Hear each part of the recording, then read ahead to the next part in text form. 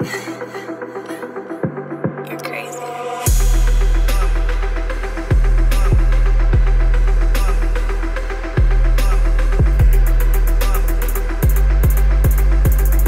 What's going on, everybody? Welcome back to another episode of the Viall Files Ask Nick edition. Hope you're having a wonderful morning, day, afternoon, Monday morning. Doesn't really matter what day of the week it is. We are just glad you chose us in this moment. Have a great episode for you. A lot going on. If you haven't yet, obviously a lot of Vanderpump. We were recording this prior to the finale, so I don't know what the big secret is right now. You all know if you've been watching. But we did discuss last Thursday going deeper, whatever that was, because we're going to be recording it tomorrow. It's like a whole... Yeah. It's like when YouTubers back in the day would say, I don't know what I'm going to do, but isn't it so great that you'll know before I do? Like, right? Yeah. Yeah, it's like time travel. Anyways, go check out that episode. It's a doozy, I am sure. Well, I hope either it's going to be an amazing secret or we're going to be highly disappointed. Either way, we're going to talk some shit. I remember we did this before the Love is Blind live reunion aired. And we were like, we don't know what's going to happen, but it's going to be interesting. And it was very interesting. Satisfying to watch back. In ways we didn't expect. Absolutely. What's going on? Yeah, well, last week, Ask Nick was, our first caller was... Title of the episode was... My soulmate is marrying someone else? Yeah. I need to stop my soulmate's wedding. Nailed it. I couldn't even remember and I wrote it.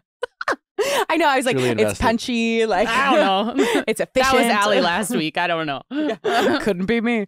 So for context to anybody who didn't listen, this person emailed in because somebody who they'd been romantically involved with in the past. They had like a situationship. They had a situationship. Back and forth, off and on, yada, yada, yada. Yeah, like we're sort of on the takeoff ramp, but never quite made it into the air at certain and she points. felt like there were just a bunch of misconnections. Yes. That was her read or perspective. 100%. And I think part of that was also her feeling like she didn't go all in at one point. And so she called in saying, he is engaged to somebody else and I'm worried he's my soulmate. And I have been thinking about it. And I'm very concerned about this situation, and I don't know what to do. So there was a lot of discourse in the comments. People made some interesting points. I'm sure it was pretty jarring, I think, for a lot of people to hear about this. I think a lot of people were maybe like putting themselves in the shoes of the fiance who was not privy to any of this stuff. Yeah. So I was thinking we could engage with the discourse, hear what other people had to say. Did we rattle some cages? I think people were just like, okay, so one person said, why are y'all condoning home wrecking? I'm speechless. At this point, I'm convinced that they, Nick, Allie, Amanda, just wanted to stir the pot / watch a shit show unfold for content rather than genuinely help the caller. Incorrect. No, I don't get off on shit shows. I get very stressed. Yeah, I would disagree specifically with this comment. I think other people make other good points, but like I feel like what are those good points? Okay, so one person wrote, when the first caller said she texted this guy last summer apologizing for getting mad at him and admitted to him that he was important to her, how did the guy respond? He seemed to just have kept his response to her surface level. He said it was fine, and then that was that. If he had felt the same way as she did, wouldn't that have been the right moment for him to speak up and say something as well? That was a perfect opening for him to rekindle, but instead, what did he do? He not only seemed to not keep their convo going, he then went and proposed to his girlfriend a few months later. So the first caller was not... a few months? Like, according to the comment. So the first caller... I feel like it was... I don't remember, but I feel like there was some time. Yeah. Not that it really matters. But, okay, so like a few months to maybe a year, somewhere in that range. So the first caller was not even on his mind the way he's been on hers for all these years. Keep in mind, this dude seemed to have dropped his life in order to move across the country to accompany his girlfriend. So he is a man who takes drastic actions and will make sacrifices for the woman he thinks is relationship worthy for him. He also has cheated multiple times, no? Wait, he did cheat on... They made out or something? Yeah, at the very beginning. He cheated with the caller. Yeah. But... I think there was something in that call where she had said it wasn't the only time that he had done that. I don't exactly remember. I thought he cheated on anyway, that's not really the point of the call. So that was like here's some of the goods of this comment. I think the first caller is just in love with the idea and fantasy she has of him and is having a pick-me moment where she's so unhappy with her current prospects that she's convinced herself that some dude who wanted to use her as a hookup and never committed to her when she was in his life is somehow her soulmate, and that she has the same level of importance in his life, heart, and mind as he in hers. She needs to pick herself, choose herself, love herself, shout out Grey's Anatomy, and ask herself if she wants a man like this guy who didn't want to take a risk on her, who didn't fight for her or try to convince her to give him a chance, who made a clear decision about who he chose when he decided to block her on all his socials, is the kind of man she wants for herself. Also, one thing I've seen is that when a man is sure about you, he will pursue you, and you will not have any confusion or doubts or unsureness about his feelings. If you do something like text him out of the blue and give a man who is in love with you and thinks you are worth fighting for, worth taking action and making effort for, a man who's convinced you're his soulmate and the one for him and he wants to do right by you. Sorry, there were a lot of commas in there, but we got through there. Like, oh my God. The war is fine. Stop. He will not let the convo die or go out and propose to another woman. Wow. He might have feelings for you, but this doesn't mean he truly loves you or that he sees you as relationship material. In his mind, there's still something about you that he just does not convince him you are the one worth risking the comfortable relationship he currently has, because his current relationship is fulfilling his needs and desires in the same way that he doesn't feel like you would be better at doing. I think this commenter makes a really good point about the way that we can, in our own realities, like really inflate certain details, and we can end up in a place that's totally different than another person.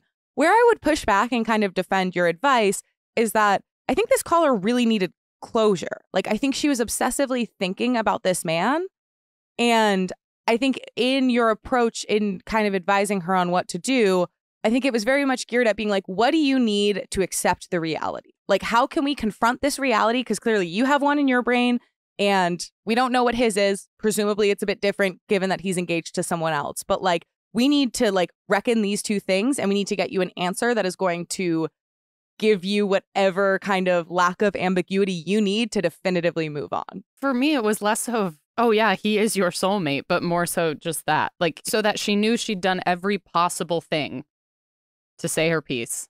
And now she has. Yeah, essentially. I mean, I guess all I would really say is, as far as anyone in a relationship, it's your job to protect your relationship and your partner's job to protect your relationship. It's not anyone else's job to protect that relationship. That doesn't mean that someone can't be a homewrecker, right, per se, right? When anyone calls in, we only have unless it's a mediation call, we only have the privilege of talking to the caller. And the caller is the subject of the call, and we're there to help them with whatever question or concern that they have. And to Amanda's point, in this particular case, like, she had this idea that this guy was her soulmate. You guys, if you listen to this show long enough, you know that I don't really subscribe to the soulmate mentality. But nevertheless, I'm not here to tell people what to believe in. She had this idea that there might be something there. And all she did was shoot her shot via text. As we told the caller, unless she coincidentally like reached out at the right time, and maybe he's been thinking about her, and maybe he's been obsessed with her, we don't know. And, you know, for whoever the comment was talking about how this guy feels, like, sure, maybe the commenter is right. I have no fucking clue. There's a million different scenarios. People do break up. I mean, as far as the other woman, so to speak, his fiance now, like, you know, people are like, oh, I can't believe you allowed this girl to do this. Listen, if the only reason this guy is engaged to this other woman is because our caller didn't shoot their shot and really put themselves out there and finally to say, hey, I know I've been kind of, you know, putting one foot in the water and one foot out and haven't totally gone for it, but now I want to say, hey, I want to be with you and I'm willing to do anything.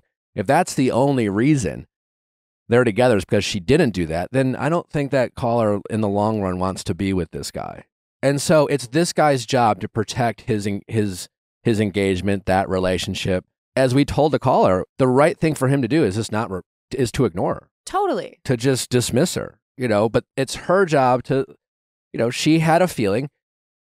She wanted to express it. We're allowed to express whatever we want to people. If they're in a relationship, you know, like, it doesn't make you a homewrecker because you have feelings for someone.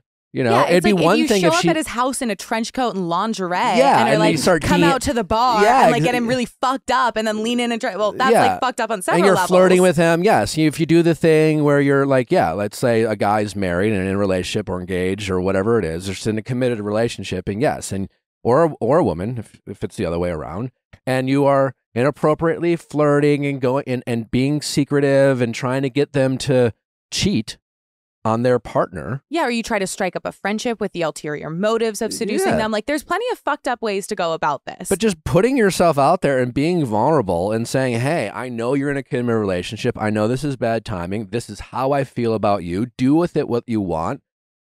It's not a crime. And if this guy responds the way she wants, then at the end of the day, like, we did this other woman a favor.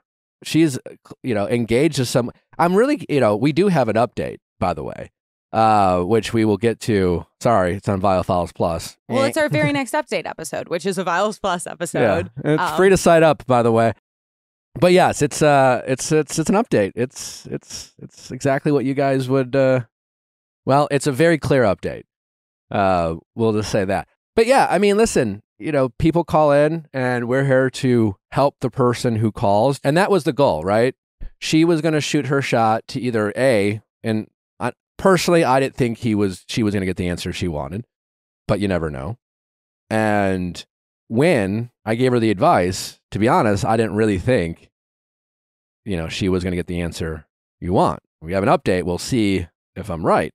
But it is up to him to protect his relationship. It would be wonderful if it was more accessible to learn from other people's mistakes. Like, I think it would be so great if in these situations, like, your friend's reasoning could get through to you. Like, the world would be a much better, simpler place if it was true that you could kind of take input from other people and reason with yourself a little bit more. But because this is just oftentimes like such a more deeply emotional, or there's a lot of stuff going on subconsciously that you can't engage with, like, sometimes you just need to learn by doing. And I feel like we approach this by being like, okay, we kind of tested the waters. She's pretty set on this. Like, she is wanting to shoot her shot. So, like, what is the way that she can do this in the way that is like most respectful to this relationship? Yeah. I don't think we were going into this call hoping that this guy would respond positively. Like, I personally wasn't really hoping he would, because then I was indifferent. If he responds to her in the way she hopes, I mean, he must have been thinking about her. Yeah. Right? He must have had her on her mind. And again, if you're the other woman, I mean, that's so unfair to you. Yeah. It's like assuming that the only reason that I'm with Natalie is because guys don't DM her and like shoot their shot and try to get her attention, or that women aren't, shooting their shot with me in my DMs. Like, the only reason we're together is because that doesn't happen. No, you have to protect your relationship. It's up to the people in the relationship to protect the relationship. As far as the couple goes, you hope that our caller is not even on the radar. And so maybe he has a new number. Again, he should ignore her.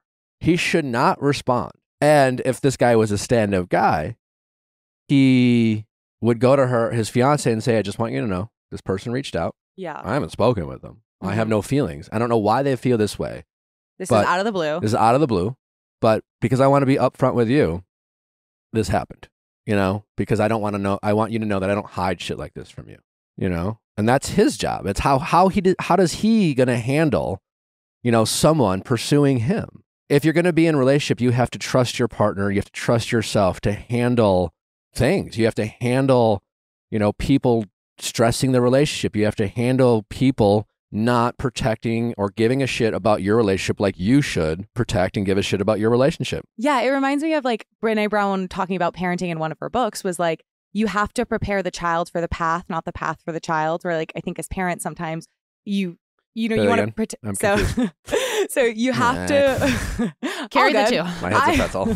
Hey, listening comprehension is a doozy in the morning. So you have to prepare the child for the path, not the path for the child. Meaning that as parents, I think sometimes it can be really tempting to go in and orchestrate and meddle to make sure that, like, if someone's being mean to your kid at school, like you want to go in and you want to make sure this path is okay and safe. And life is hard. Yeah. But what you really need to do is say, like, okay, sure, there's certain stuff where you're like, don't go down that path. There's a bear trap. But in general, like there's going to be a lot of paths that they eventually will have to walk down on their own. And so you're trying to build skills for them. And I think this is kind of an example of like, for their relationship, the two fiancés, like to prepare the relationship for the path would be to field this and work through it together as a couple. Saying that like she never should have done this, she's home wrecking by just communicating how she feels, is trying to prepare the path for the couple and saying that they should never have any kind of adversity, nothing inconvenient, nothing that conflicts with their wants and needs. Yeah. I'm going to say something that's going to potentially trigger some of our audience. No. Yeah. Oh boy. And you've got a glint in your eyes. Well, if you listen to that episode and you are in a relationship and you felt triggered by that caller, right? And let's say you had a certain way about it, then I would propose that you have some trust issues with your partner.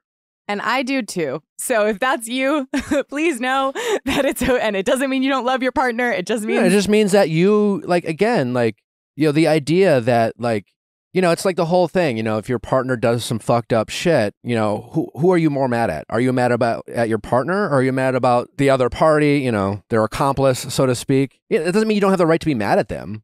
But at the end of the day, as far as the other woman, the fiance, this girl should be insignificant to her, because the idea is she has all the trust that she should have, whether it's justified or not, in her fiance. And so at the end of the day, it is, again, the responsibility of the two people in the relationship to protect the relationship. And shit might happen, you work through it and you whatever.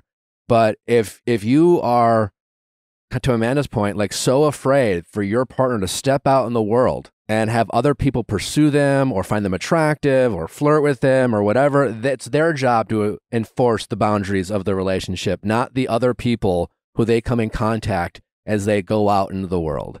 And that includes past exes and things like that. And you shouldn't, honestly, you should invite people to do this. I mean, like, honestly, like if one of Natalie's exes wants to reach out and profess their love, I don't think they're a homewrecker. I just feel like, yeah, I mean, of course he feels that way. I mean, me too. I would hate to have Allie as an ex, like type of thing. It's Did like, you say Allie? Natalie. Okay, Yeah. sorry. I thought it said Allie. I'd probably hate to have Allie as an ex too, given the current situation. That'd be awkward. So, like, same. Just Viall Files canon for anybody who doesn't know. Nick and Allie did date. Oh my God. Oh my God, no. No, Can one you of us would imagine be dead. if we revealed that like this casually and this deep into the podcast? Yikes. Just threw it away. Yuck. Yeah, but wait, not important. Ignore.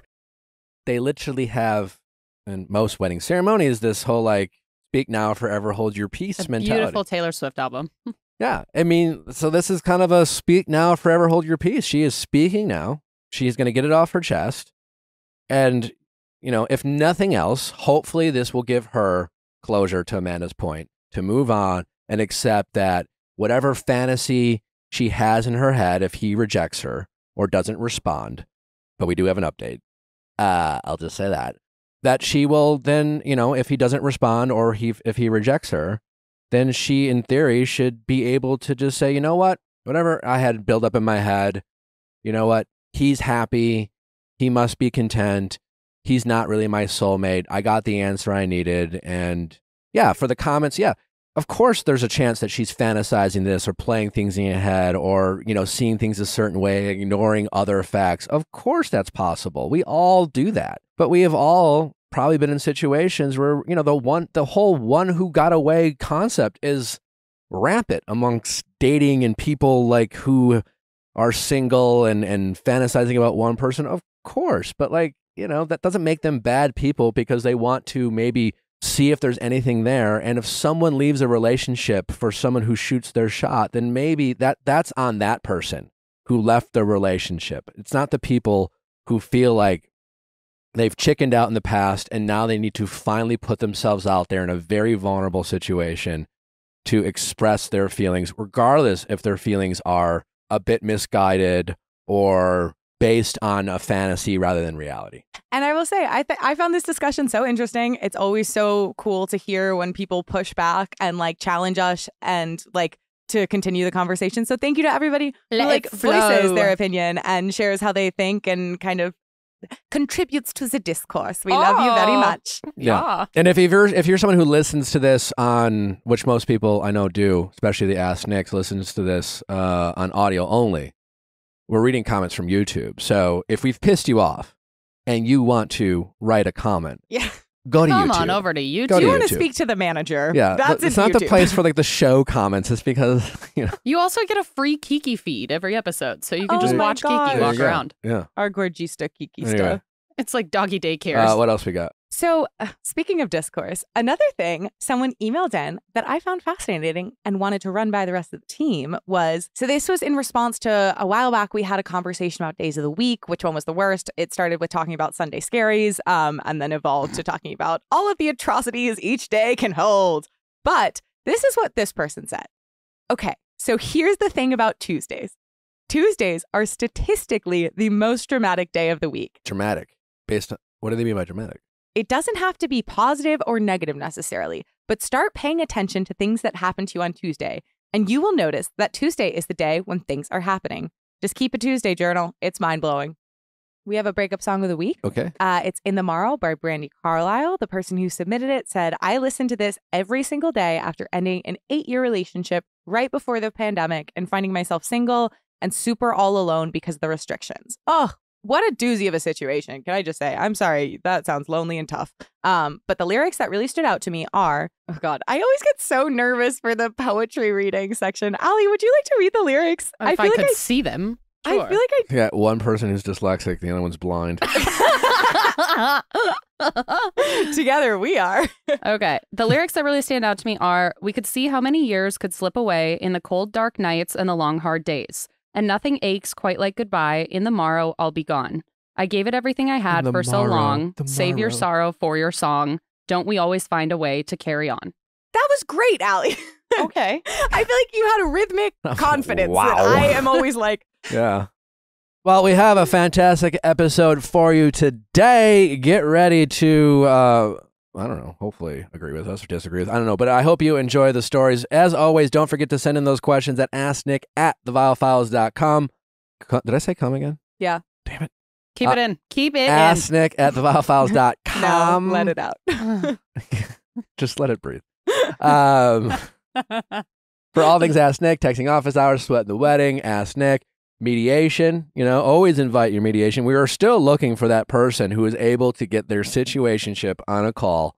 To shit or get off the To pot. shit to get off the pot. We encourage that. If you're fighting with a friend, maybe you and a friend can come on. Whatever it is, if you have your juicy, fun stories, we want to help you out with it, and we want you to share it with the world. Everyone is anonymous. Fake name, real age, as we always say to every caller. And when you write in, include your age, please. Yeah, for context. It's Yes. helpful. We'd love to know.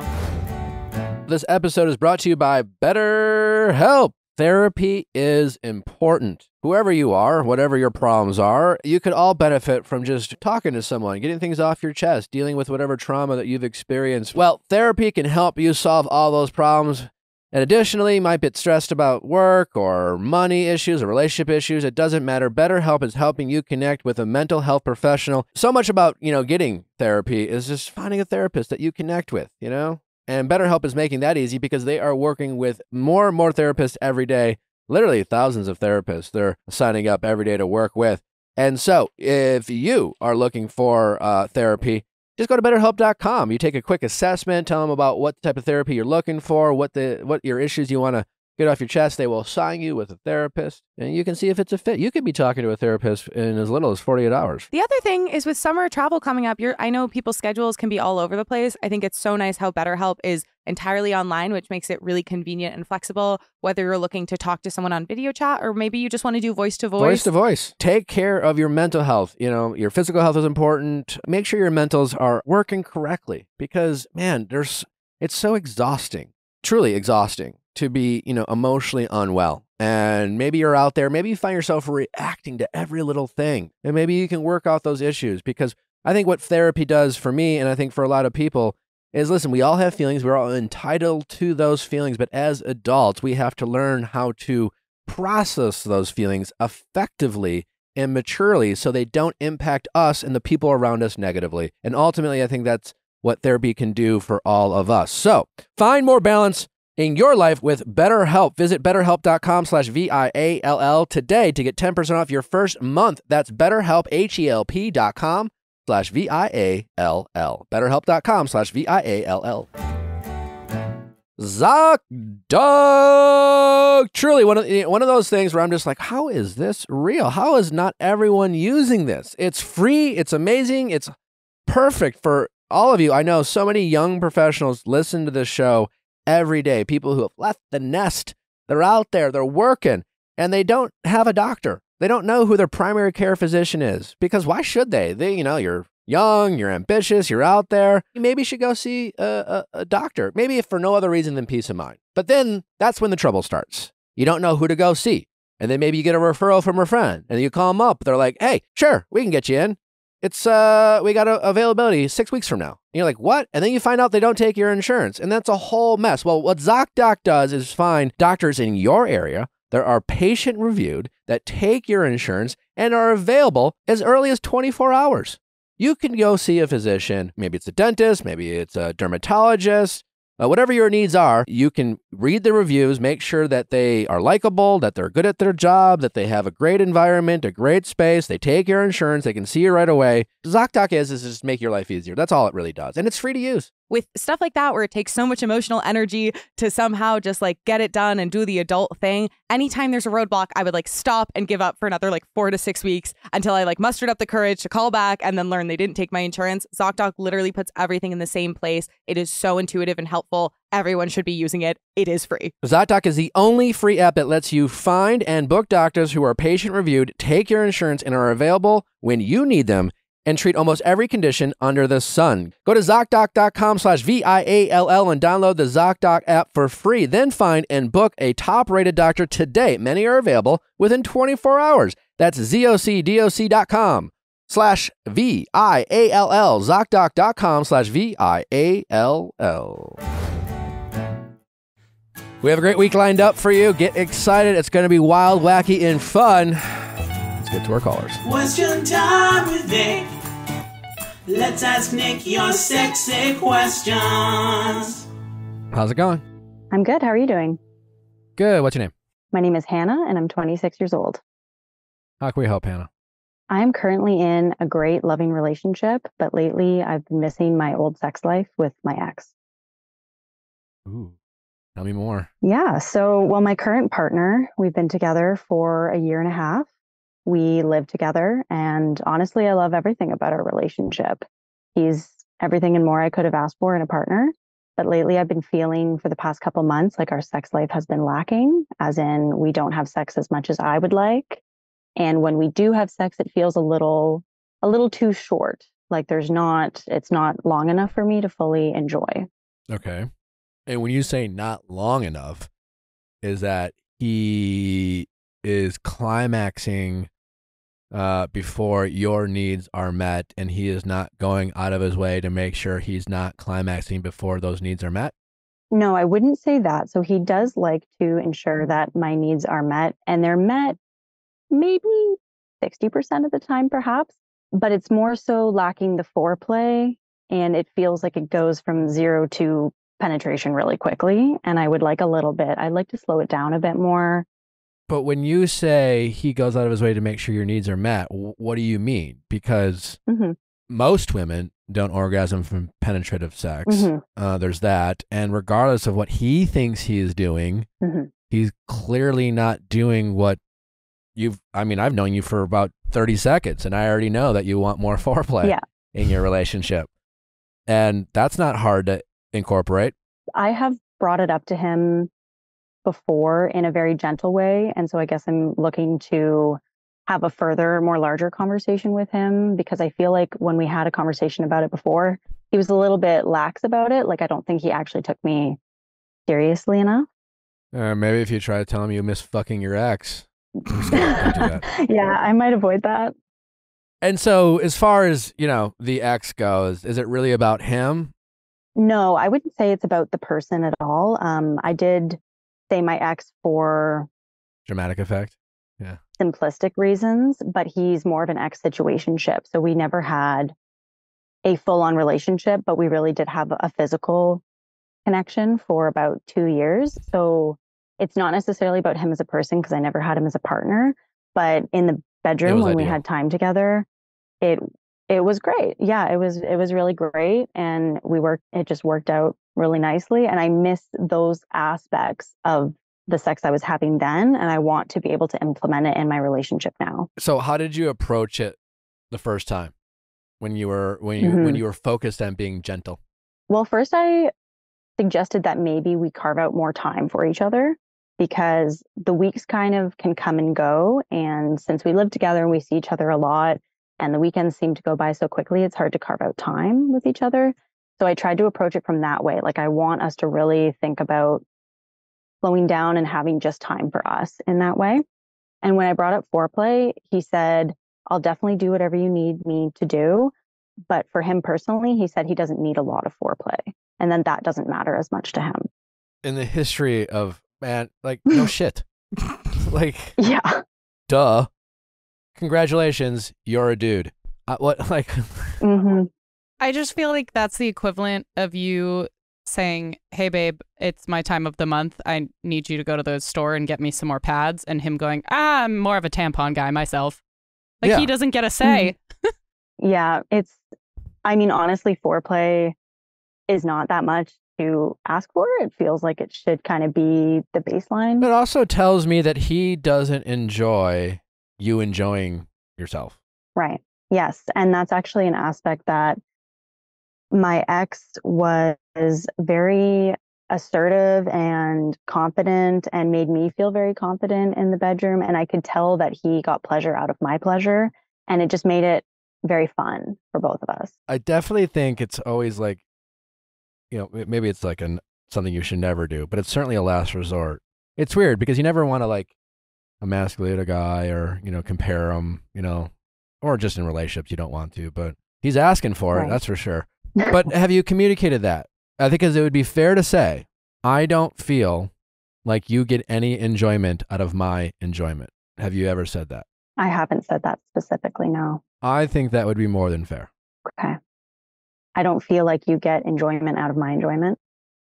And if he goes, well, what do you mean? Of course I do. And you can remind him, say, well, babe, when I talked about I liking foreplay, I mean, yeah, you said you'd do whatever you wanted me to do, but you felt it was necessary to tell me that you wouldn't enjoy it. So how am I supposed to take that?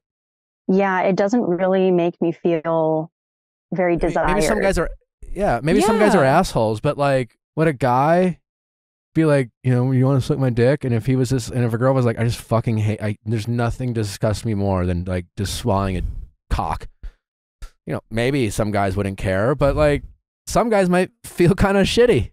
It's just like, you don't want to make your partner endure sex with you. I asked for a simple ask, which is to have more foreplay, and you made it about you. Literally. It wasn't about you. I was literally telling you what I need because clearly you have no problem getting off. Congratulations. Also, you're welcome. But read between the lines, buddy. I think so. That conversation was like 2 weeks ago. And I think that we need to, before I said those words exactly, maybe like a month or two ago, I brought up really wanting to carve out time. And sometimes when I kind of hint at, maybe Friday night, maybe Saturday, maybe on the weekend, we can carve out some time. And it's kind of like a we'll see sort of situation. Kind of like he could do with or could do without. And so for me, it feels like it's not really a priority. Yeah. For him. I think you need to be a little less gentle and a little more direct. Don't be mean. Yeah. No jabs. You don't want to bring up the exes. You don't need to tell me he's bad in bed. You just point out you have a lot of ammunition. You just sit down and say, hey, babe, can we revisit the conversation we had a couple weeks ago? The good news is it's relatively a recent conversation. Yeah. If I'm being honest, I was kind of like bothered by how that conversation went. And I'm like, well, what do you mean, babe? It's just like, well, I was coming to you about, my needs not being met in the bedroom. Yeah. I think you say that. Okay. Point blank, your needs are not being met. Don't say you're not meeting my needs. Let him interpret it the only way he should interpret it. Okay. but you're just simply saying that your needs aren't being met. It's just a statement of fact. You're not accusing him of anything. You're just pointing it out. Yeah. And as a solution, I provided you a very simple one, which is I really enjoy foreplay. Yeah. And while great, you acknowledge that you were willing to do that, you made my request about you by immediately telling me how you get nothing out of it. Mm-hmm. And quite honestly, I wasn't asking, but like your response made me feel like my pleasure isn't a priority for you, or you don't get any enjoyment out of my enjoyment. And that honestly doesn't make me feel sexy or desired. Mm-hmm. And I like feeling sexy and desired. And I like feeling like my partner enjoys getting me off or pleasuring me. Like I'm not just here to get you to climax. Like you coming is not me getting off. Yeah. I hope that's okay for me to ask. But like, do you really want me to feel constantly unsatisfied? I don't want foreplay with me to feel like a chore for you. And you certainly made me feel that way. Right. Like it was some big ask. It's like, oh, okay, fine, I'll do it. But just so you know, I fucking hate it. The fuck? Yeah, he's treating you like Brussels sprouts when you're a fucking dessert. Thank you. Yeah, exactly. It's just like, well, I eat my vegetables because I know, I mean, it's good for me, but just so you know, I got to gag it down. Yeah. Yeah, I feel like I need a little bit more oomph or excitement on his end, like that he's looking forward to everything everything in the bedroom with me as well, and that it isn't a chore. He did frame it as, I don't really need as much foreplay, but I'm willing to do it for you. Literally not about you, dude. Yeah. Literally not about you. And Literally. I think it's fun for everybody. I mean, if he doesn't necessarily need that to kind of get him started, I'm envious of that, but I do need that. Well, again, he's a guy. Yeah. It's just like, congratulations. He repeated back what he learned in the 8th grade. What's the, women need to be like in the oven analogy, that you learn in like high school. You got to preheat it. You never had someone like some old teacher and like talking about preheating the oven, like Definitely not. Men are more of a microwave and women are more of like an oven kind of thing. I didn't learn that in good school analogy. Specifically, but it's a good analogy. Anyway, it's common knowledge that men don't require foreplay to get erect. Yeah, definitely. So thank you for pointing out basic science to you. Mm-hmm. I think it's hard for us to also find a time that works for both of us, because I go to bed fairly early and he is much more of a night owl. So he will stay up like till 2 sort of thing. So he might be looking to have sex at like midnight, but by that point I've already fallen asleep on the couch type of thing. Oh, I mean, I don't know. Make it a priority. Yeah. These are all valid concerns and you have a right to say it. And I just think we just have to be more willing to critique men when it comes to the bedroom at the risk of, offending their fragile male egos type of thing. Right. Yes. They're never going to get better unless we raise the expectations for them. Mm-hmm. You don't be cruel, but be direct. Men don't deserve the assumption of being good at sex just so that their egos aren't bruised. Right. They actually have to put in the work or the effort. They have to want to get better. Like anything else in this world, things take practice. They don't just show up, watch some porno, and become some sort of Casanova. Yeah. And when it comes to sex, they have to be willing to meet the needs of their partners, and they have to go out of their way, and they have to ask questions, and they have to recognize that women are made differently than men, and that, they have to give a shit.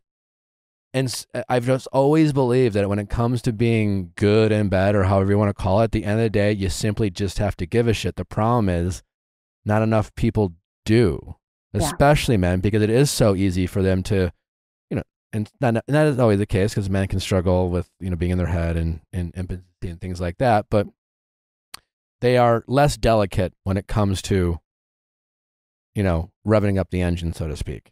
Right. I would agree. You have the right to be more direct. Yeah. I'm curious what your thought is. Like, let's say, because I've definitely, like, in past situationships, relationships, have definitely tried to navigate, like, kind of a mismatch of sexual desire or like just kind of like sexuality as a person. And I'm curious, like, what your perspective is like, let's say this guy's like, okay, copy, see that I made the foreplay thing about me, and is like, when sex happens, is a lot more like generous and attentive about it, like in a like clearly like listening to you, but is maybe not initiating it or feeling the same level of like passion. Like there's just a like, you're the person in the relationship who still is feeling like, oh, like feels more excited about sex or more drawn to sex within the relationship. Like, what do you think about those kind of situations? Because I've sometimes like found in having conversations about it, you can kind of like fix the behavior, but there's an overall mentality surrounding it where there can still be like some discrepancies. Yeah, I mean, as far as like the fact that he's a night owl and you're not, I mean, at the end of the day, you guys are just gonna have to figure out and make sure that sex is a priority in your relationship and carve out the time. I mean, he's not 18 anymore, and you know, he's just like, you know, too tired for sex, and it's, you know, it is more easy to masturbate, you know, like just is, you know, but he's in a relationship with you, and if you're in a relationship, you have to give a shit about meeting your partner's needs. You both do, right? And so you're gonna have some compromise. And the good news is you're talking about sex, so it shouldn't be that much of a chore for either of you to like carve out some time, some afternoon delight. I don't know. Maybe every once in a while you stay up a little bit later than you used to and bang one out, or maybe he wakes up a little earlier, or you are a little bit more spontaneous. You know, like it shouldn't be that hard. And if it is, then, you know, maybe you guys have to have a tough conversation about, you know, compatibility in terms, you know, because sex isn't everything, and it fades and things like that. But you guys are in the prime of your life. And so like, you know, sex fades, but that's what getting old is all about. Like, get your sex in while you can, kind of thing. But the more immediate needs is that regardless of not having sex, being on the same page of when you have sex, is that when you do, it's still not that great for you.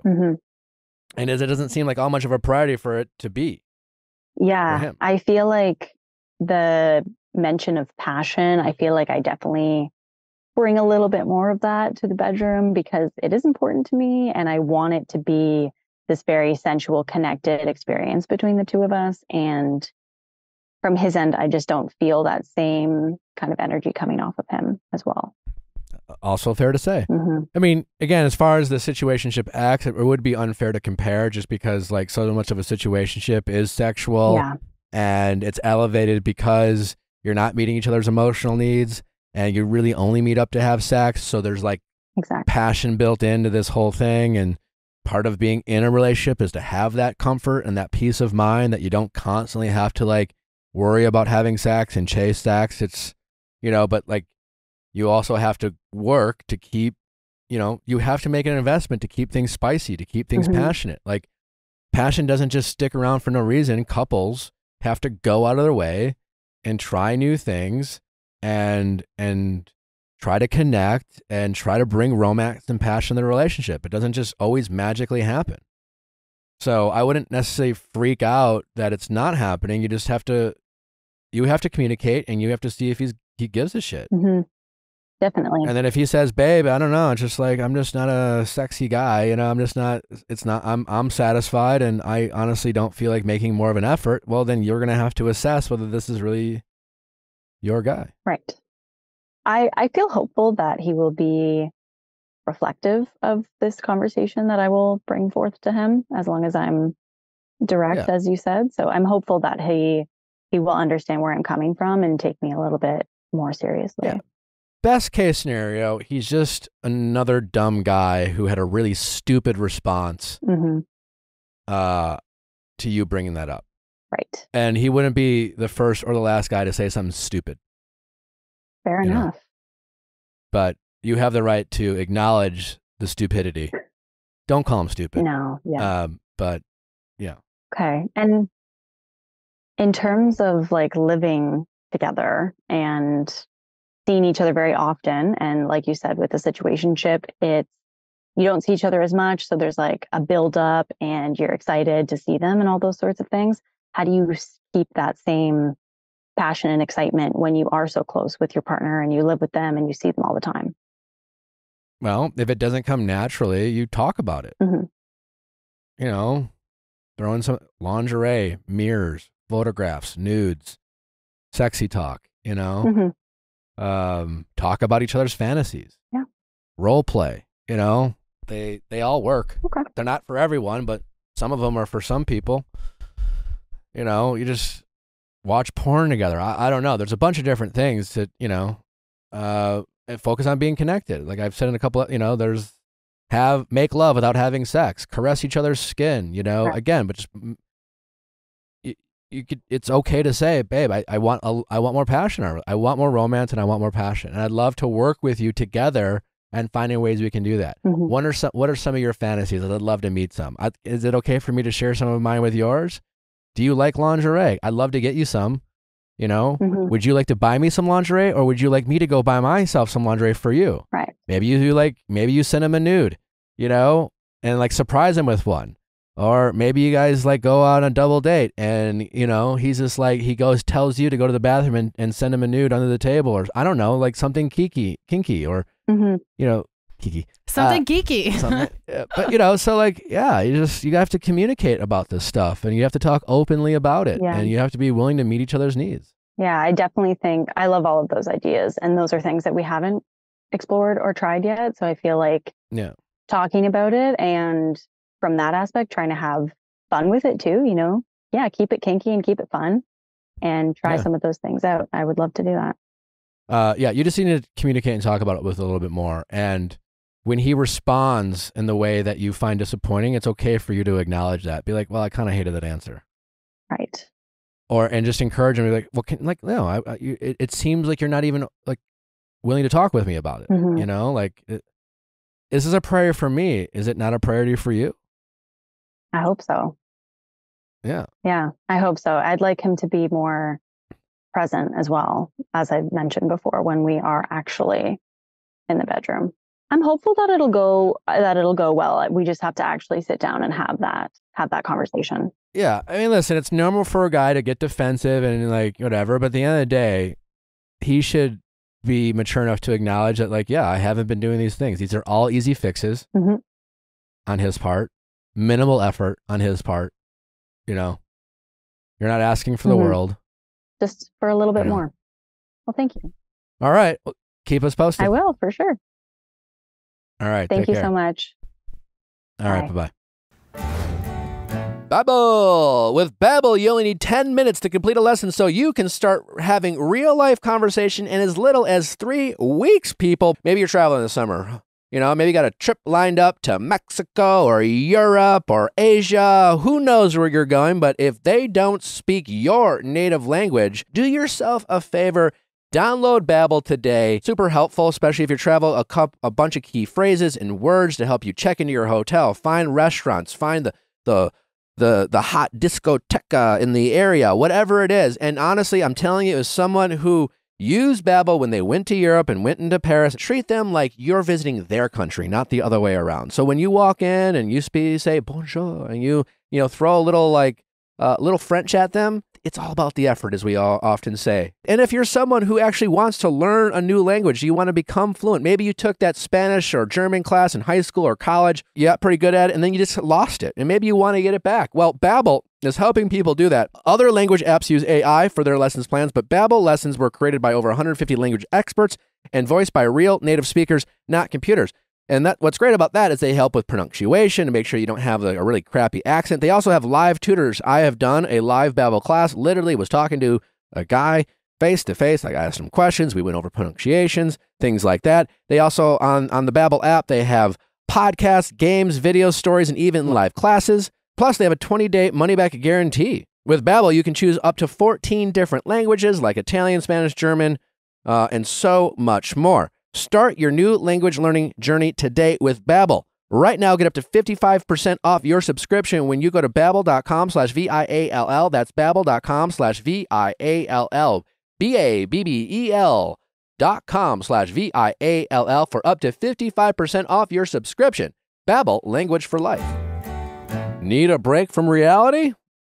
Well, cheer up, Buttercup, because Paramount Plus has your great reality escape. Escape into new seasons of the biggest competitions on TV like Survivor, Big Brother, The Challenge World Championships with the boldest personalities like the Stallones from the show The Family Stallone, RuPaul's Drag Race All-Stars, Queen of the Universe, and the wildest drama. Are you the one? Plus hundreds of previous seasons, all streaming at your fingertips. See, reality ain't so bad. Embrace reality. Paramount Plus. Stream now. How's it going? Good. My name is Allison. I'm 25, and my ex-turned-situationship recently just cut me out of his life, and I'm just kind of trying to understand where everything went wrong. All right. Why don't you kind of just break it down for us? Who broke up with who? Why'd you break up? And then what caused the reconnection? Let's start there.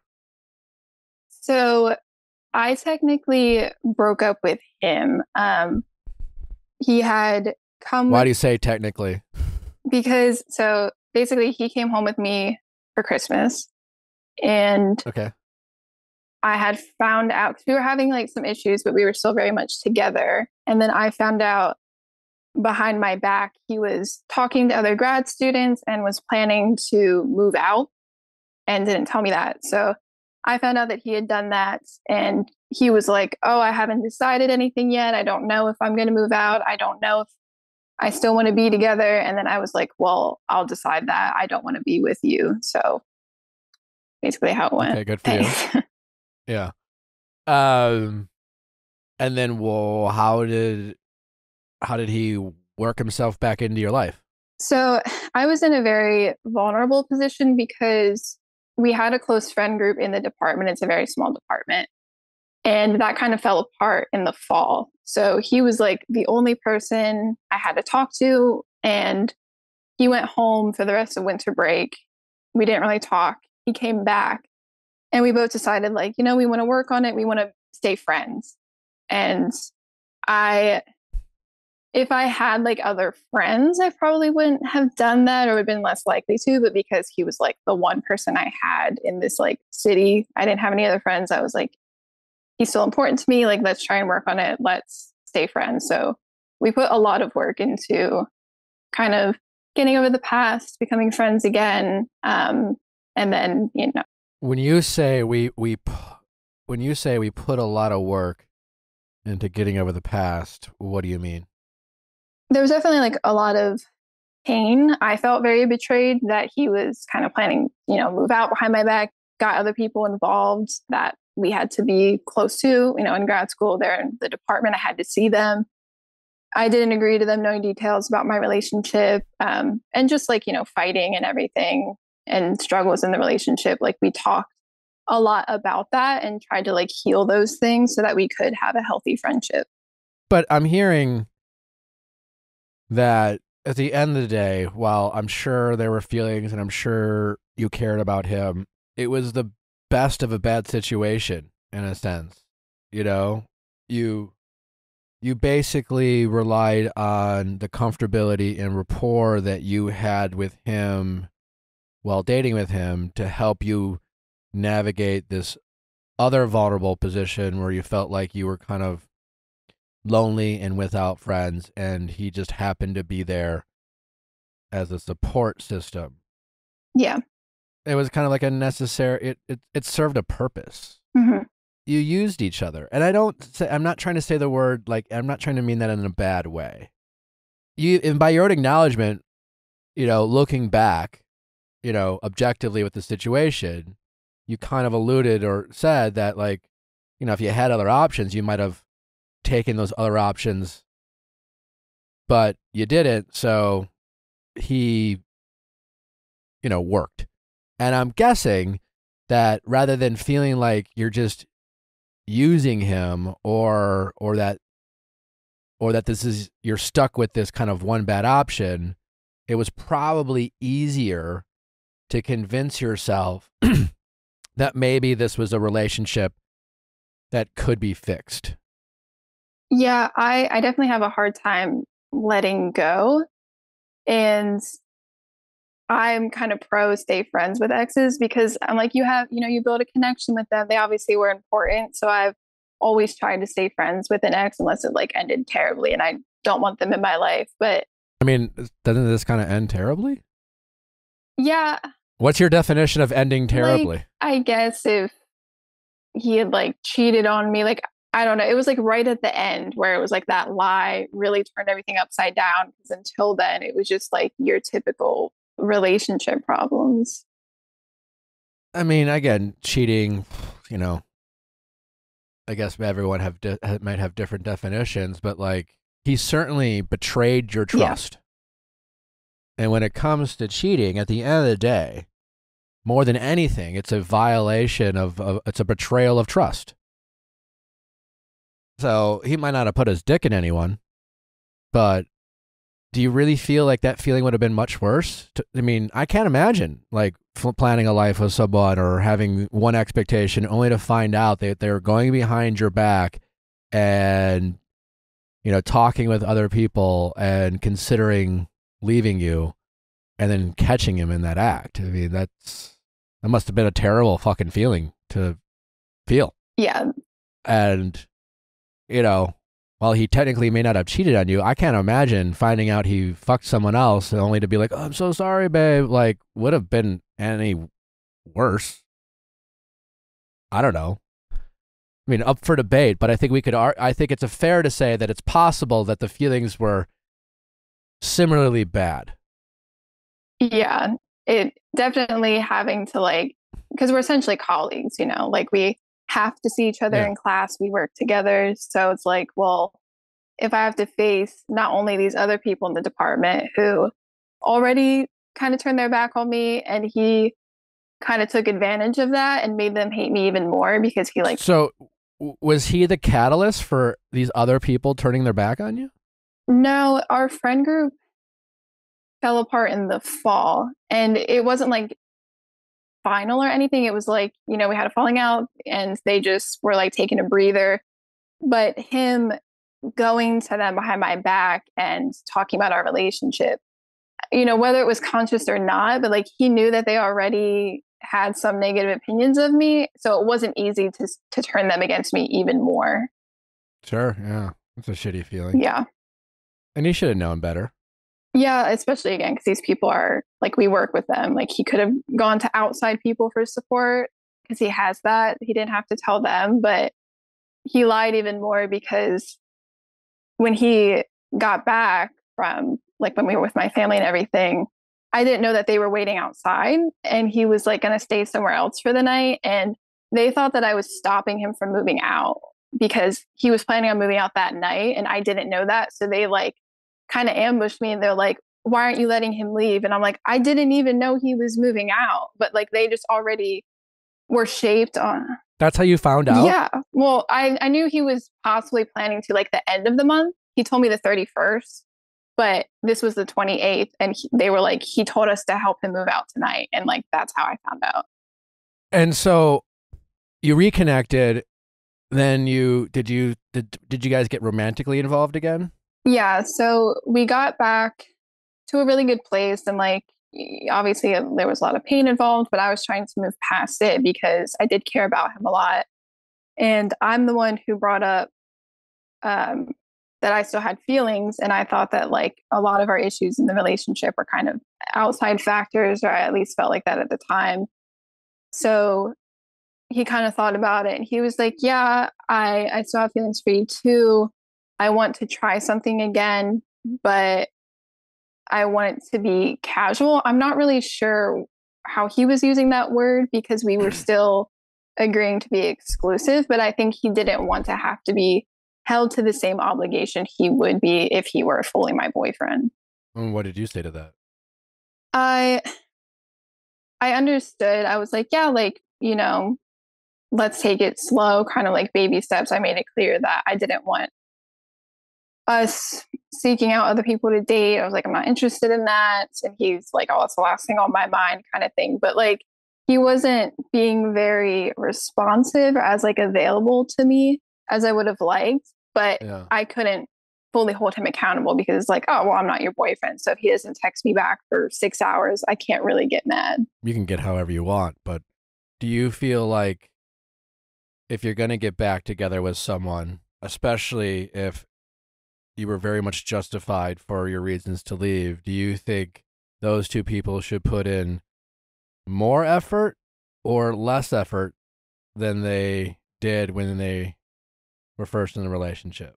I guess ultimately, like it should be more, and that the things that I was upset about originally in the relationship were things that I had wanted to be improved then. So of course I'd want them to be improved now. But I guess I was just trying to be patient with him because I also felt bad for where I went wrong in the relationship. And so I was like, I don't know, convincing myself that I owed that to him, I guess. Where did you go wrong? I struggle a lot with anxiety, and my depression got really bad in the fall. And because we were living together, we're in the same classes together, like we literally were never not around each other, that sometimes I would kind of channel my anxiety or my anger at him and take it out on him when I shouldn't have done that. And I felt really bad about that. So I tried to make that known to him. What did he say to that? He said that he forgave me for all of that. And so I was trying to return the favor because I did feel bad for not being the best partner at times. So I was like, well, if I have things to apologize for and so does he, then like we can both move past that. Like there's not one like villain in the situation, basically. And then how did you get to the point where he just disappeared one day? Like little things here and there that maybe felt a little bit off, but we're hanging out multiple times a week. We were back to like kind of our fundamental connection where I felt really comfortable with him. We talk for hours. Like it's just a really great like friendship in general. And he had to go home for 2 weeks for a bachelor party and a wedding. He comes back and sends me this whole long text about, I need to spend the month of April alone. He said, my therapist told me to ignore everybody else and just shut myself in my apartment and work on my thesis. And he was going somewhere for his PhD program this fall that he knew I wouldn't go. So he was like, we're not going to be around each other. We're going to be moving on with our lives. So like, I'll look back on the memories fondly. Thanks. When you said his therapist told him to cut everything out and work on his thesis, the first thought that came to mind is whatever he's telling his therapist about you is so casual that his therapist had no problem lumping you in with everyone else that he deemed to be a distraction. Yeah. Because I doubt very much any therapist would say, if he was like, hey, listen, there's this girl I really care about, and we've had some struggles, but like, she's really important to me, and that's a priority for me. I want to make that work. She's a special person, and we've had some problems. I certainly have made my mistakes. She struggles with depression. She's recognized that. She's taken accountability, but there's a lot there. I doubt very much a therapist would have told them to just ignore you. But any good therapist isn't there to like tell someone what to do. They're and kind of guide them down the path. So he might say, hey, I'm really struggling with school, and I got this thesis statement, and I just have all these distractions.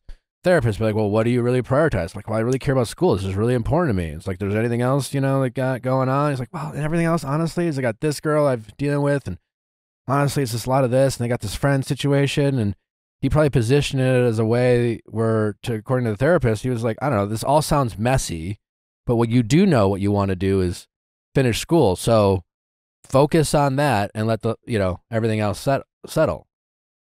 So as hard as it might be to hear, I think it's, when you're trying to make sense of things that don't make sense, you have to pick up those clues that they give you.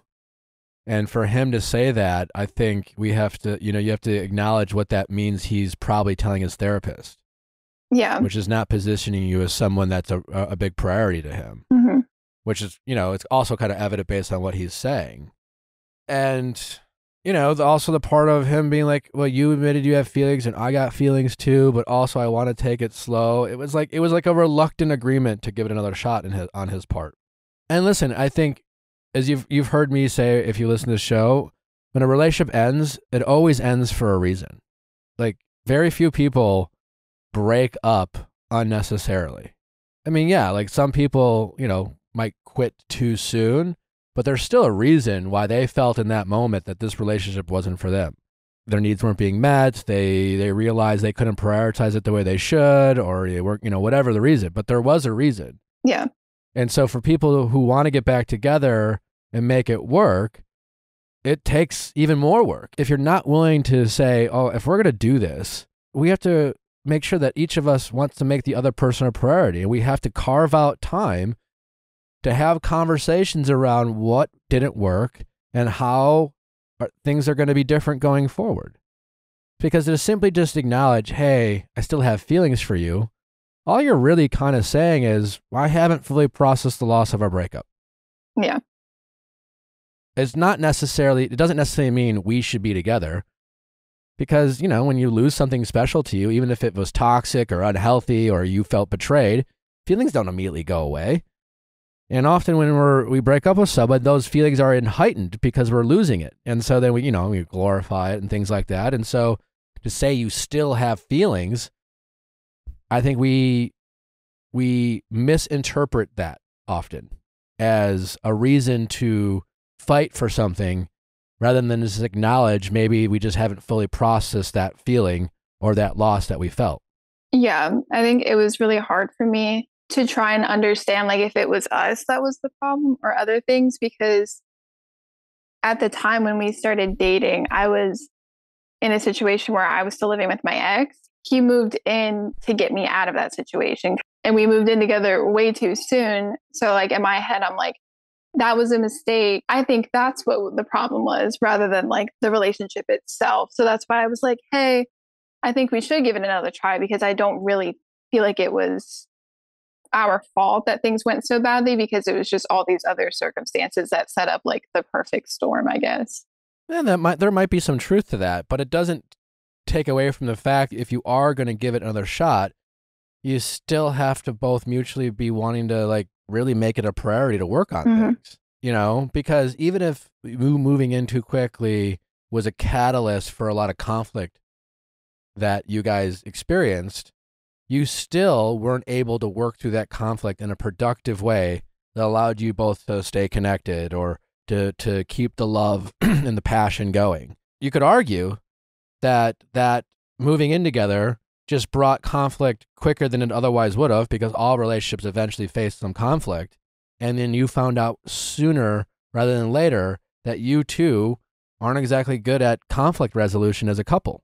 Yeah. Either way, if you got back together, my point still stands that you two were going to have to figure out how to resolve conflict in a way that allowed you to still stay connected while working through conflict. Mm-hmm. He doesn't seem to be even willing to do that. No. He's just more the whole yeah, we can try, but I want to keep it casual is a classic, having you around at my convenience is better than not having you around. And you felt that, right? You felt that kind of he didn't really want the same expectations. So it's hey, we get to have sex or we get to go to movies. Mm-hmm. But to your point, he always had the out of being I'm either too busy or too preoccupied, or I have this trip I have to go to. And also I don't need to invite you because you're not my girlfriend, et cetera, et cetera, et cetera. And that's not a recipe for being happy.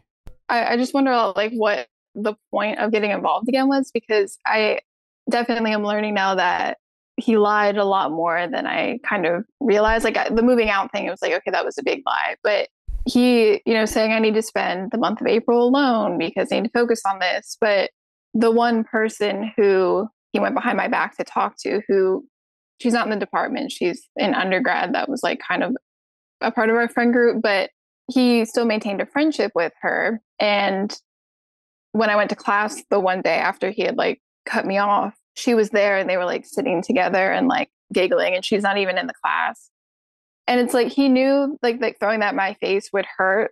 And when I confronted him about it over text, he's I can spend my time with who I want. That's none of your business. And it's that's not the problem. The problem is the lie of I need to spend this month alone. But really what he meant is I don't want to spend any more time with you.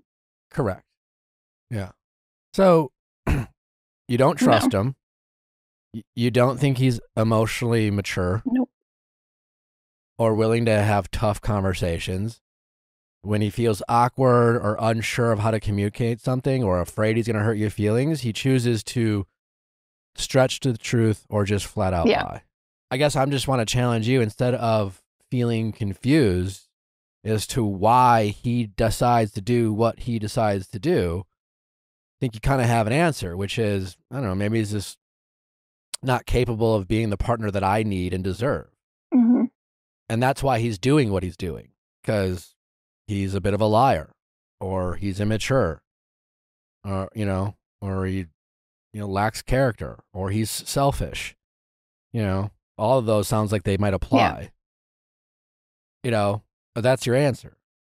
And I think maybe instead of wasting your energy wondering, why he did what he did, or making sense of anything, because, a lot of your brain is, well, it just doesn't make sense why he would. Oh, yeah, you're right. It doesn't make sense. I agree with you. But often in these situations, things don't make sense. And then we spend all this energy trying to make sense of something that we just have to acknowledge doesn't make sense, because unfortunately people do lie, or unfortunately people do get caught up in the moment, or they're afraid to have an awkward conversation, because saying, sure, I have feelings for you too, let's try, but I want something more casual, is a lot easier than, can I be honest? I just don't feel the same way about you as I used to, but I don't really want to completely lose you, because I've really enjoyed the time that we have spent when, you gave me your time and you helped me through this and I've helped you through that. So I really don't want to lose that, but I really don't want to give you any more of that, because honestly, I'd rather hang out with girls and I'd rather travel. He doesn't want to say that because he knows you wouldn't accept that. Right. So he tells you just enough to make you satisfied, and hopes that you're not smart enough or intuitive enough, or that you're not brave enough to enforce a boundary that deep down is not being honored. It was very easy to take advantage of me in the situation, because that's what I would tell him. Is I would tell him that, like, my biggest fear was that he would kind of abandon me like other people in the department. If you turn your back on me, like, I'm going to be in this place like completely alone and have to sit in class and like look at all these people who hate me. So what was the fallout with his other people? Like, is that a situation that can be mended? I've talked to a couple of them recently. The one girl, she is kind of like, I'm sick of all the drama, but she told me, she was like, oh, I just want to let you know I've taken everything I've heard recently with a grain of salt. So I know that he's still talking about me and like spreading gossip in the department. And like, that's the biggest thing that makes me angry at this point. I'm a very private person, and especially with like my relationship. So I don't know, who knows what he's saying, but like, I hate that. I can't stop him from doing that, but he's still talking about me. And I'm just like, why? Yeah, which sucks. I mean, there's no way of getting around that. But I think the best thing you can try to do is to not, feed into the drama. And I think, and accept that this is a guy who's not your guy. Yeah. And as hard as it might be, knowing that you have to work with him and see him on a regular basis, because that makes getting over someone just that much more difficult. Just accept the fact that while you still might have feelings, it doesn't make you crazy. It also doesn't make you in love with them. It just means that you haven't fully processed the feelings, and it's much difficult for you to do that because of the situation that you're in.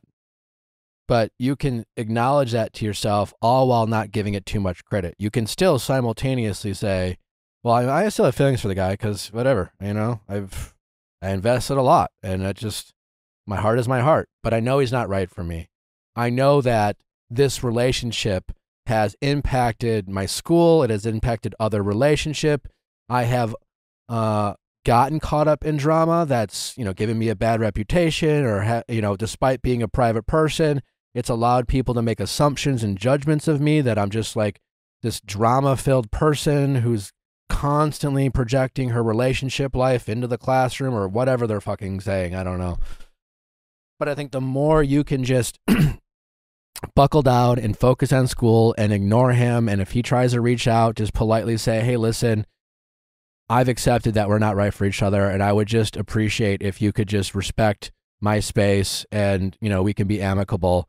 And as far as like being friends with exes, I think you got to stop that, I've had plenty of conversations about this with Amanda. It's like, I don't know why people give themselves so much credit for being the person who gets to be friends with all their exes. Like, that's not the same as I don't talk shit about my exes.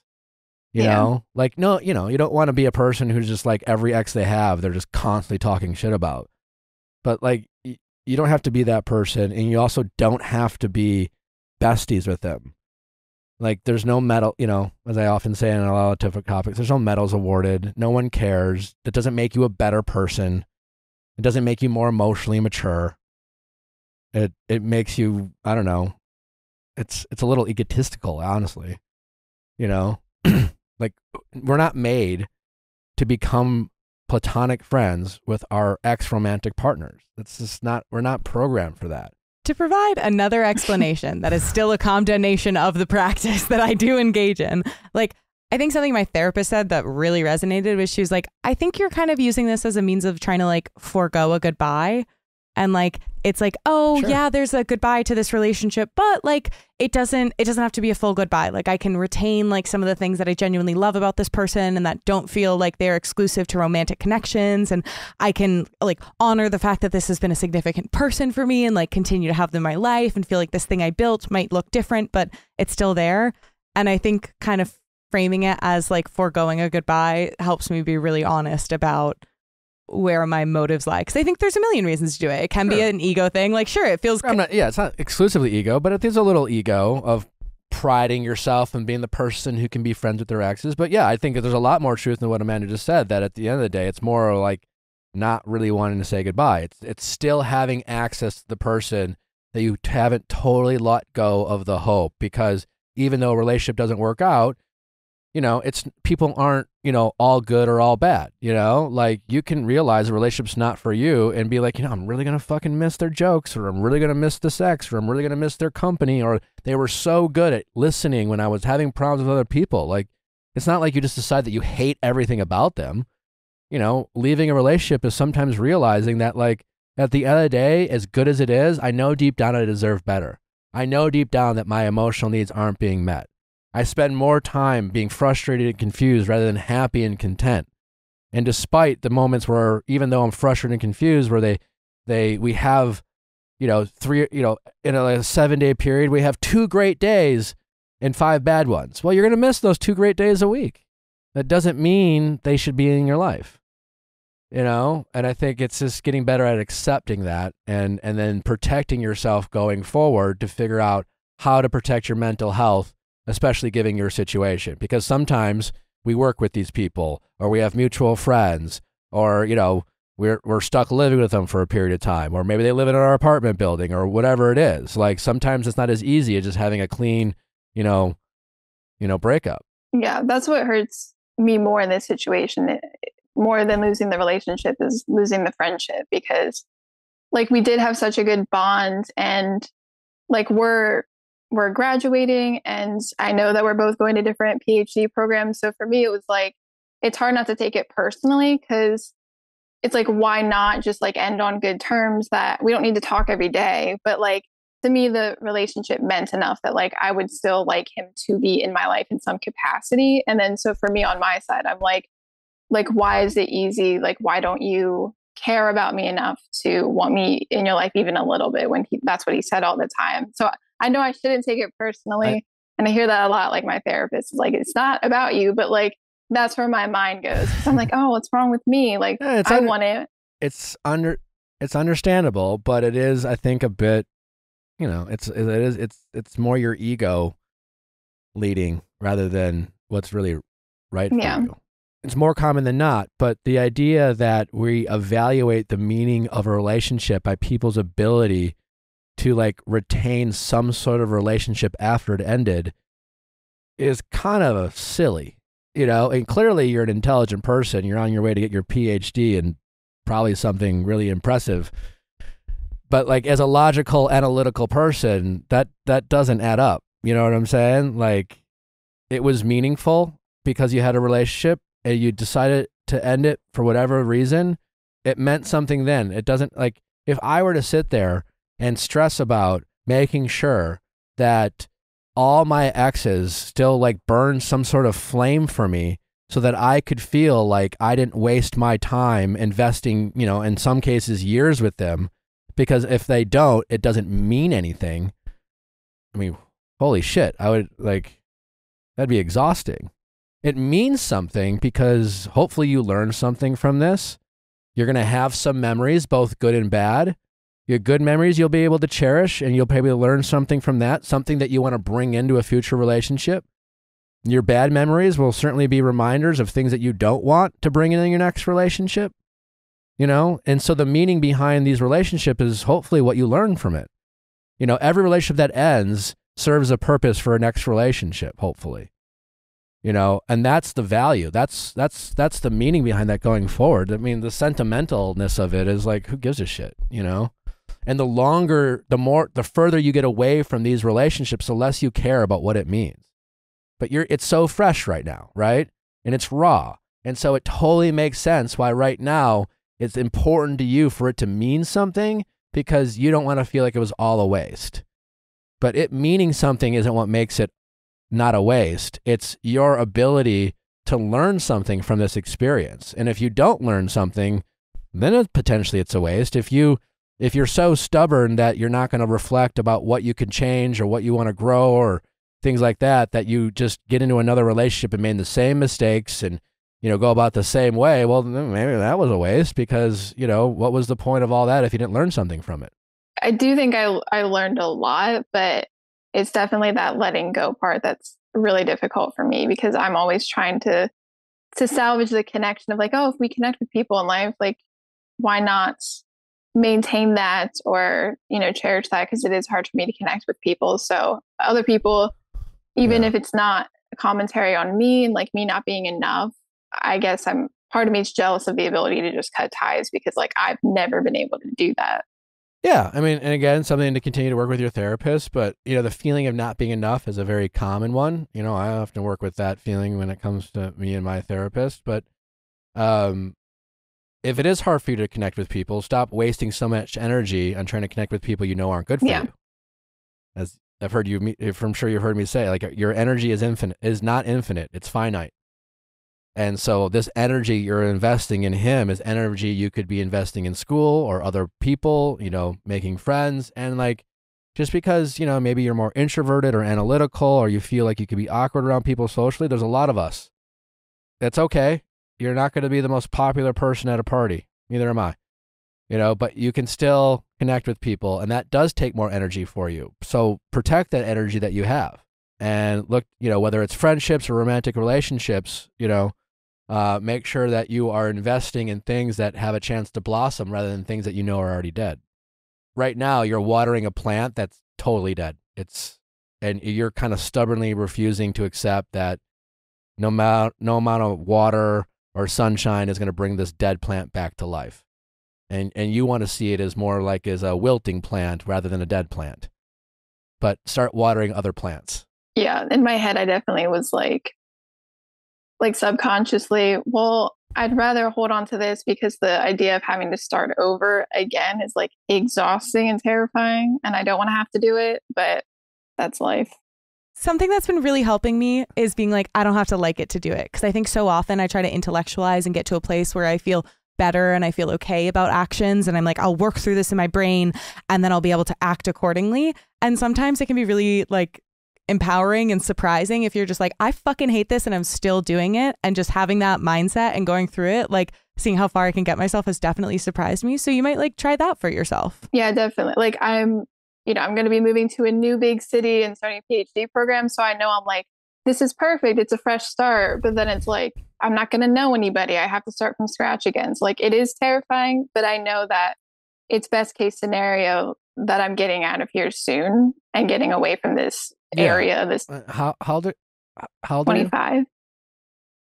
Yeah, you're pretty young, relatively young. It may not feel that way, but you are. And again, like you said, you're starting a PhD program.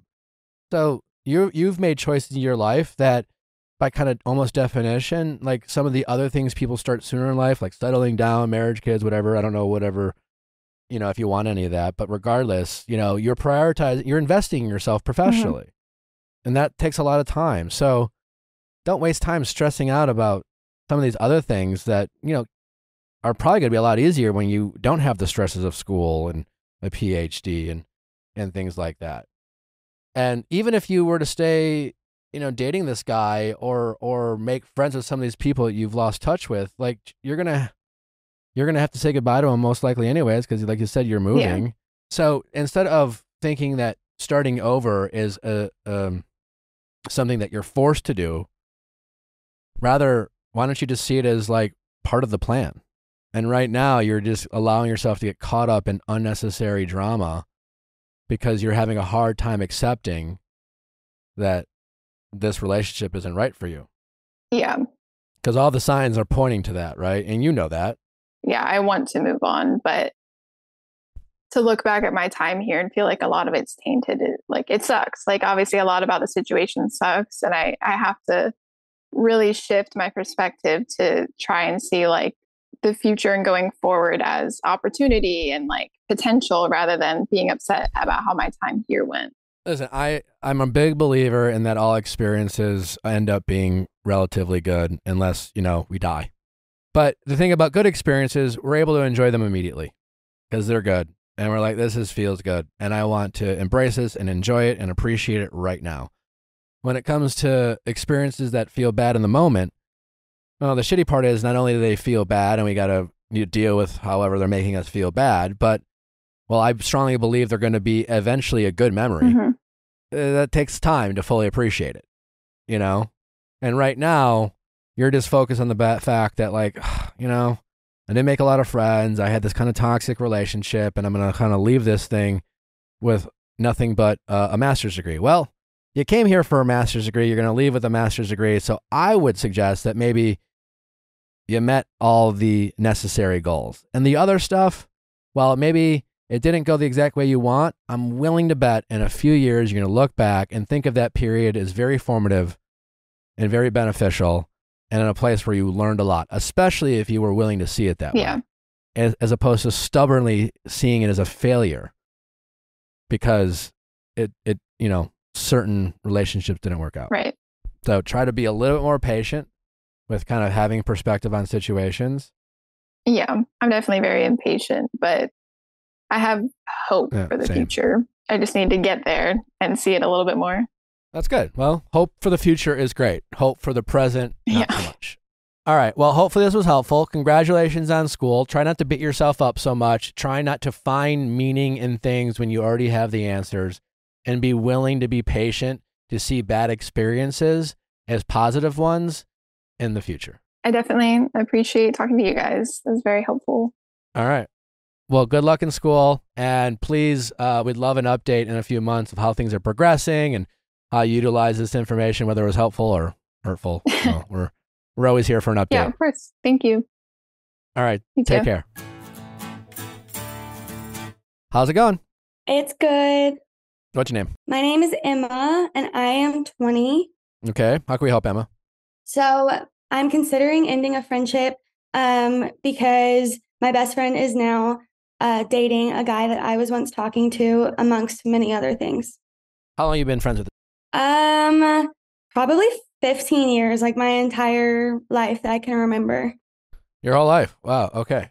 What are some of these other things that she has done? And then we'll get into the... So it mainly kind of started with her like dating the guy that I was talking to. But after that kind of happened, I've started to like notice other things that she just really hasn't been that great of a friend to me overall. I feel like I can't really like trust her as a friend. Our families are very close. Our moms are both best friends as well. So I feel like everything goes to her mom, who then goes back to my mom. So sometimes when I just want that like best friend relationship, I can't get it because I can't trust her. Have you spoken with her about any of this stuff? Yes. So, well, sort of. So after I found out that she was dating the guy, I, sat down and told her, and it was kind of a big argument for us. We don't really argue a ton. We like to, we don't really argue. Like, we're really good friends. And it was kind of a big thing because I felt like she betrayed me and put the guy before me. And she was like, I'm so sorry. Like, I've cried about it. But like, really nothing got done. What exactly was going on with you and him? So we talked last summer for probably 3 months. We kind of just became friends. He got another girlfriend, whatever. And then kind of at the beginning of this year, we started talking again. Nothing was ever super serious. And then he was having a couple friends over. I took my best friend over and we went over to his house. He dropped me right after that. So he immediately started flirting with her, dropped you, and Yes. then eventually they just got together. Yes, she is now going to his birthday was a couple weeks ago. She went to his family birthday dinner with his grandparents. And at any point did she sit you down and say, babe, super awkward stitch? No. I should also mention this. She just got out of a 5-year-long relationship 2 weeks before she went out with this guy. And she did not tell me that she got out of this 5-year-long relationship. Oh, I mean, they're not telling you. To me, that's all kind of whatevs. Like, her big crime here is not coming to you and having a tough conversation that is sometimes required in friendships. I'm not trying to be harsh, but just for simplicity, like he wasn't that into you. Whatevs. You know what? There'll be a lot of guys you're not into. There'll be other guys in the future that aren't into you. Eventually you'll find your person and you'll live happily ever after. And before that time, there'll be a bunch of these situations where the interest doesn't line up. There'll be guys that are more interested in you than your friend. But in this particular situation, a guy that you kind of saw and had a little bit of thing with ended up really crushing on your friend as soon as he met her. And, whatever. They had chemistry. Good for them. And they have a right to pursue that. But as your friend, and certainly as your best friend, she owed you the straightforwardness to sit you down and say, hey, listen, like, I feel like I don't know what to do. I know that you had feelings for Ronnie, but like after meeting him, I really think there's something there and I don't want to sacrifice our friendship. It's a priority for me, but like it would mean a lot to me if knowing that things didn't work out with you, if I could have your blessing or if you would be okay with that. And I feel like that would have gone a long way for you because it would make you feel like she obviously cares about the friendship, that more than anything, she just wanted to talk with you about it. I mean, she may have ultimately, if you said, fuck you, no, I refuse to allow you to date him, she might have said, well, I don't know what to tell you. Like, I really care about this guy and I really like him. And who knows, maybe he's the one. And she could have said, well, I disagree, but she didn't even, we'll never know because she didn't do that.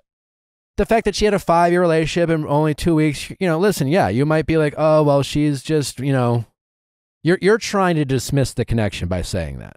And you might be right, but it's kind of irrelevant because that's not her, she has a right to break up with her boyfriend for 5 years and she has a right to crush on a new guy 2 weeks later, and if it was a different guy, you would have just been happy that your friend was happy. You have a right to be upset for how she handled this situation. And, oh, babe, I cried about it for 2 weeks. Well, cry all you want. Why didn't you come to me and just talk to me?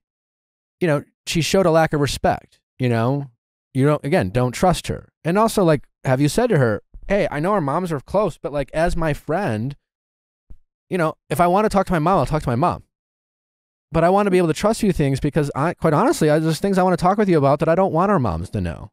Absolutely. That was kind of another one of the big points that I made, like in the big whole fight was like, I told her that like, hey, like some things I want like just between us. I don't want like my mom knowing, like the moms knowing. They don't need to know about that stuff. Like we're adults on our own. Like we should be able to have our own kind of thing outside of them too. And she kind of just dismissed everything and was like, I don't see what you're saying at all. Like I never tell my mom anything. And I was like, well, clearly you do. Because like there's been things that have happened, and she kind of just dismissed it too. Well, listen, I think I'm not one for like firing friends. This could be just something you guys need to work through. There's two possibilities. One, you could just be outgrowing each other. Most of your friendship now could be based off your history. Yeah. Rather than the fact that like, and you're kind of in these very formative years. You're 20, you're in college, you're going to be making a ton of new friends. And it's very possible you're just kind of going separate ways. That's possible. Or you're just kind of going through this transitional period where you're both figuring each other out. And maybe she's being a little selfish right now and she will come to regret that over a period of time. So I don't think you need to make some sort of like, drastic, it's like we're not friends anymore, or fire her as a friend or cut her off completely. But you can distance yourself. You can set a boundary and say, I don't trust her right now. So I don't trust her. So she's not going to be the person I turn to with things I don't want mom to know. I clearly can't necessarily trust her with guys I'm seeing. So I need to back off. Then if she, and she's going to do one of two things. She's either not going to give a shit, and since she's caught up in this new relationship, it might be a while before she gives a shit. It could be a year from now,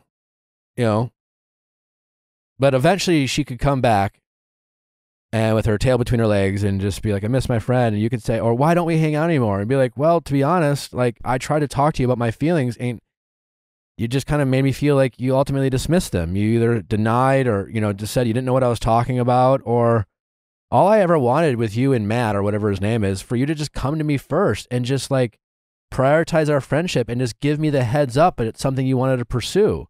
Like you don't need my permission, but it would still have been nice to know. It would have been a nice courtesy to offer me as your best friend. And you didn't give me that courtesy or that respect.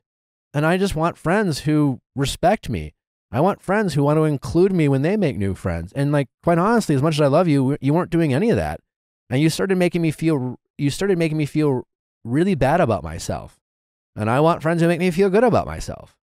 And I love you. Right. And I miss our friendship too. But I kind of been distancing myself because you've been hurting my feelings. But right now, I think maybe set those boundaries. Maybe distance yourself a little bit. See how she responds. I wouldn't be shocked if you don't get the response that you want anytime soon because she's caught up in this relationship. And she's using the excuse of, well, I don't know what to say, so I'm not going to say anything at all, which is a very common, immature reaction to a lot of people your age. Right.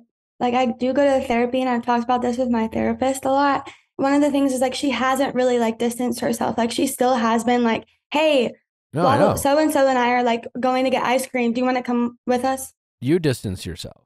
Oh, she's fine with all this. It's like she's being a fuckboy friend. She is setting the standards of a relationship that she wants from you. And up until this point, you've been accepting it. And her standard is, if I crush on a guy, regardless if she's dating him, I can swoop in. I don't even need to have a conversation. When I want to include her in things, I'll include her. When I don't want to include her in things, I won't include her. If she tells me things, I might slip it and tell my mom so she should tell her mom. If she confronts me about it, I'm going to play coy or dumb or deny it. And as long as she like hangs out with me when I want to hang out with her, I'll still be friends with her. But that's not what you want. She's not the one calling us about the friendship. You are. And so you need to set the boundaries. You should distance yourself and get her to react to you distancing her. And when she does react and ask you why you've been doing that, then you be upfront with saying, well, listen, because I've tried and you don't make me feel, I don't trust you. And I really don't like how you handle that. Like, I don't need your pity. I need your friendship. Well, I cried so much about it. That's just pity. You don't need her pity. You need her to be upfront with you. You need her to communicate with her. You need to know that you can trust her. And even when awkward situations like liking the same guy come up, there's like this uncommunicated promise that you guys will prioritize the friendship and you'll sit down and you'll work through this awkward situation and you'll say ultimately, hey, it didn't work between us and I know it's going to be a little awkward, but it sounds like you really like him and he likes you. And as your friend, I want to support you. I'm going to be fine. But thank you for talking to me and giving me the heads up and making me feel like you prioritized our friendship as well as him. And had she done that, you probably would have felt a lot better. Absolutely. Like it wouldn't have been a problem at all. You're right. Like exactly what you just said is exactly what's been going on. I would decide for you, what do you want in a friend? Start investing in making new friends and people that you are giving you the type of characteristics that you're looking for. And at some point, she's going to reach out and go, why are you acting this way? And then you could say, let's get a coffee and talk about it. And you can have this conversation again, but you make it very clear. It's just like, I love you and I miss our friendship, but like, I need you as my friend and I need you to meet my friend expectations as well. And I just don't think you've been a very good friend to me recently. I think like, I'm kind of like scared of doing that because I feel like it's kind of like selfish of me, but I know it isn't, but like, I feel like in my own like jacked up mind, it kind of is.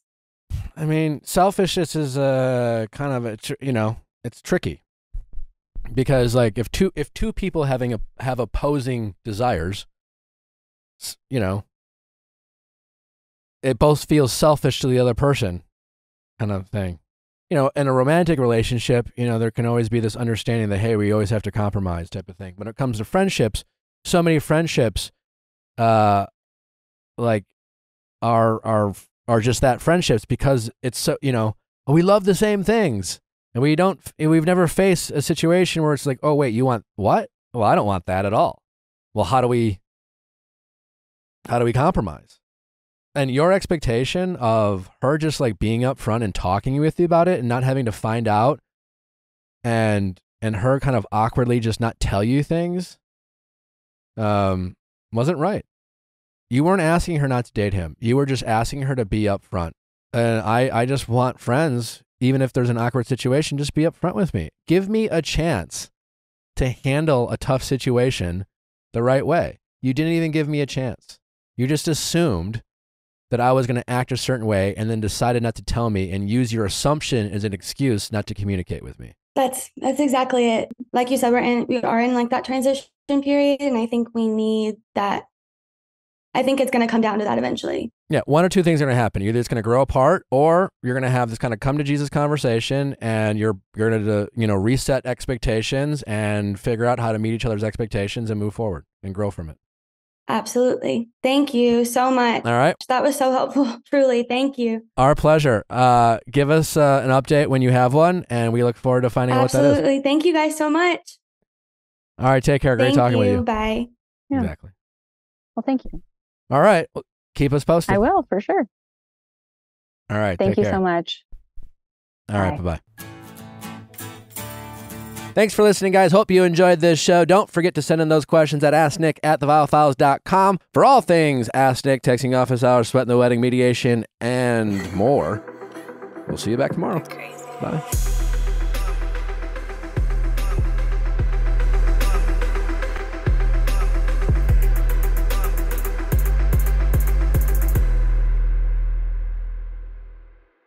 Hey guys, if you loved what you listened to, make sure you hit that subscribe button below. Thanks for listening. We'll see you next time.